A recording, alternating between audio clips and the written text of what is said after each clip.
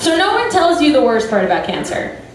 The very worst part about cancer is telling other people that you have cancer, okay?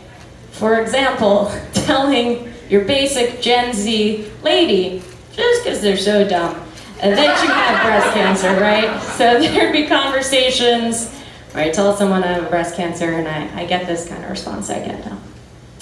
You are a warrior princess.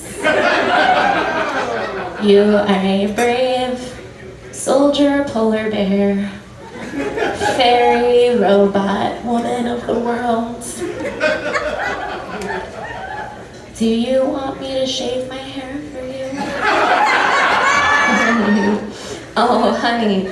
Oh, no. Do I want you to pull up a hot V for Vendetta look while I shit my pants in 3 local Walgreens? Absolutely not, okay? If you want to be good to your friend going through chemo, you better offer to shave your hair, your eyebrows, your eyelashes, all your pubes, and then get chemo, in which case I'd say you're a good fucking friend.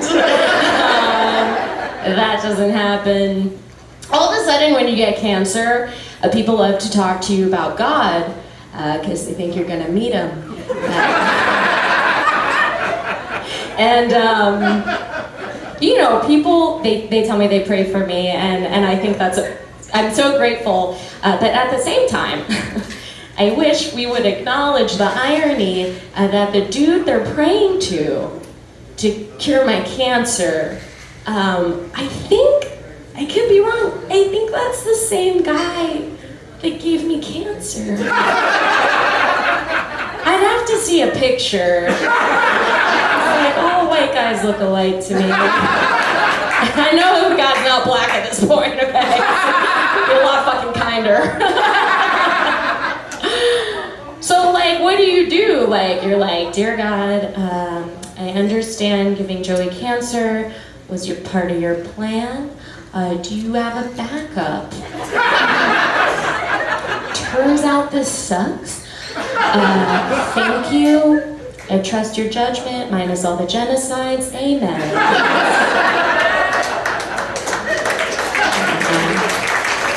Yeah.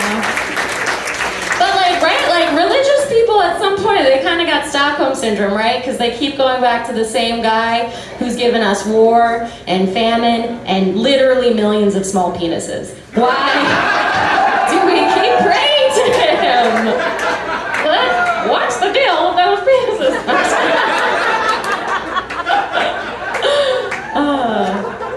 Man, God's gonna be so embarrassed when I get to heaven. After all the shit he put me through, this is my impression of God, right? So I get up to the gates, I ring the doorbell, he looks to the people, and he goes,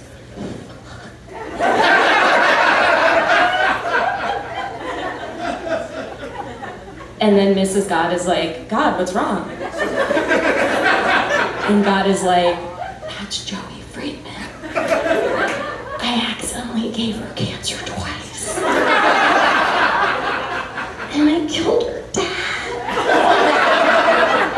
I gave her mom cancer too. I was so fucking high. Oh my God. And Mrs. God is like, well, what should we do? And then God's like, I don't know, maybe let's make an excuse, let's break my legs. Fuck, I don't have legs. Oh my God. I'm a fucking spirit. I don't know.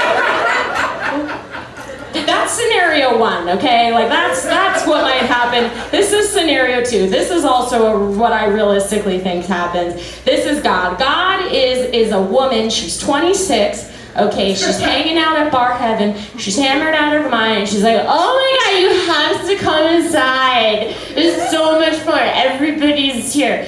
Do you want to kiss somebody? Don't make out with Ben Franklin. He has syphilis. She's just peer pressuring me into dying. That's my other example of God. So I told you guys my beautiful mommy in the back sitting with my family. Guys, my mom and I both finished treatment and were pronounced no evidence of disease this year.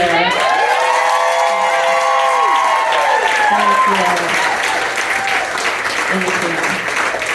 Except for schizophrenia, they can't carry that one. Okay, so this is, I want to tell a quick story about my mom. This is the first time, I was thinking about this the other day, the first time my mom taught me about shaving my legs. Do you guys remember this? You're sitting in the kitchen sink in a bathing suit, right? And my mom, she's from Brooklyn, and she goes, never shave above the knee. Because that is for whores and Pamela Anderson. Granted, my mom's definition of a whore is just like anyone in a thong, so like, she'd be really disappointed in her little whore today. But like, I was not an attractive teenager, okay? I was overweight, I was a huge dork. I mean, I guess you could say I had tits, they were just located on my stomach at the time, okay? What I'm trying to say, Mom, is that I do not think me shaving above the knee was going to distract 14-year-old boys from my huge porcelain horse collection. We were fine. Okay, I also told my mom I would do a little impression of her. When I had to get my thyroid removed, I wanted to lose weight, and selective surgery. And my mom came to take care of me, and we watched The Tinder Swindler. Do you guys remember that? Okay, this is an 8-second example of my mom watching The Tinder Swindler. He's a scam artist. Can't scam me, scam artist. He's delusional. He's delusional. That's my mom watching The Tinder Swindler. I know it's completely irrelevant. I'm aware. On a very genuine note, I'm obviously, I thought about this so much during the week. I'm very sad that my dad did not survive and couldn't be here to ever see me do comedy, let alone to see this very, very special show. And I was really upset about it, and of course, I wrote a joke about it. Because, you know, what does everybody say to you when you lose somebody, right? They're like, they are always there with you, everywhere you go. And so, ladies and gentlemen, please give it up for my dad, Jay Friedman!